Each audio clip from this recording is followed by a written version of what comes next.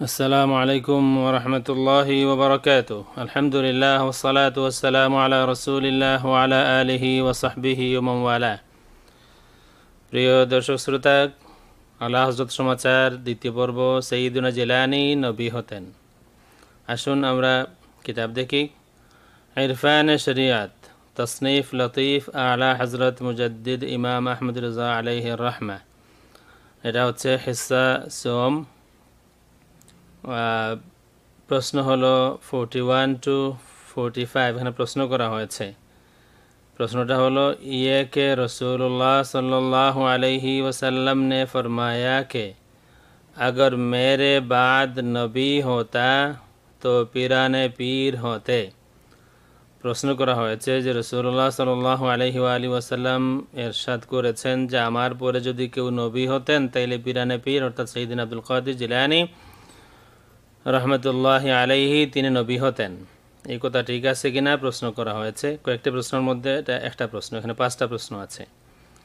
उत्तरे बोलছেন ये कौल के अगर नबूवत ख़त्म ना होती तो हुजूर गौस पाक रदियल्लाहु अन्हु नबी होते, अगरचे अपने मफहूम शर्ती पर सहीह व जायज़ इतलाक़ है। যদি নবুয়ত খতম না হতো তাইলে হুজুর গাউসে পাক রাদিয়াল্লাহু তাআলা আনহু নবী হতেন, এটা সহিহ এবং জায়েজ। এর পরবর্তীতে আলোচনা করার পরে তিনি এর পক্ষে কিছু দলিলও দিয়েছেন। এখানে আছে যে ওনার মর্তবা নবুয়তের মর্তবা, তবে তিনি নবী নন।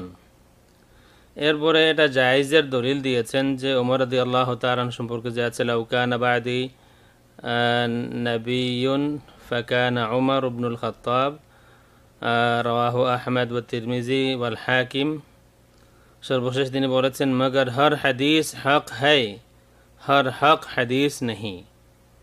প্রত্যেক হাদিস হক, তবে প্রত্যেক হক হাদিস নয়, অর্থাৎ হাদিস না হলেও হক আছে।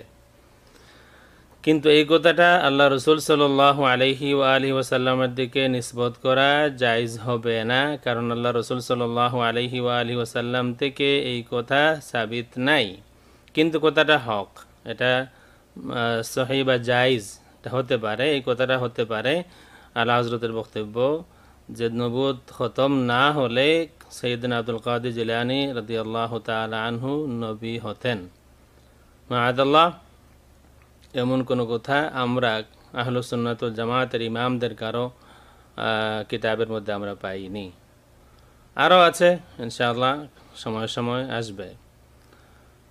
আমি যে কথাটি আগেও বলেছি যে তাবিলি যখন করবেন তাইলে এত এত তাকফিরি ফতোয়া কেন প্রসব করিলেন, আর এখনও কেন এত এত তাকফিরি ফতোয়া প্রসব করা হচ্ছে। আসলে তাদেরকে তাবিল আমি শিক্ষা দিয়েছি, তাদেরকে তাবিল করা আমি শিক্ষা দিয়েছি। ওয়ালা ফাখর, আমি তাদেরকে আরেকটি কথা শিখিয়েছি যে একজন মানুষের একটি কথা বা লেখা দেখেই একেবারে খারিজ করে না দেওয়া, একজন মানুষের পুরা জিন্দেগি আছে, এই কথা আমি শিখিয়েছি তাদেরকে। এখন কেউ কেউ বসে আমাকেও এই কথাটাই বলছেন। আমি আরেকটি কথা বলেছি যে এই তাকফিরি যারা, তাদের সাথে কথা হবে বিদ্যমান তাকফিরি পাইকারি তাকফিরি ফতোয়ার ভিত্তিতে। আমার উদ্দেশ্য ইন উরিদু ইল্লাল ইসলাহ মাস্তাতাতু। আমি জানি কিছু উলামায়ে কেরাম তারা কষ্ট পাবেন, কিন্তু এই তাকফিরিদেরকে পাইকারি তাকফির থেকে ফেরানোর আর ভালো কোনো পথ আছে বলে আমার মনে হয়নি। ইনশাআল্লাহ কথা চলতে থাকবে। সমাচার 2 পর্ব হলো, আরও আসবে ইনশাআল্লাহ আজিজ। ওয়াসসালামু আলাইকুম ওয়া রাহমাতুল্লাহি ওয়া বারাকাতুহু।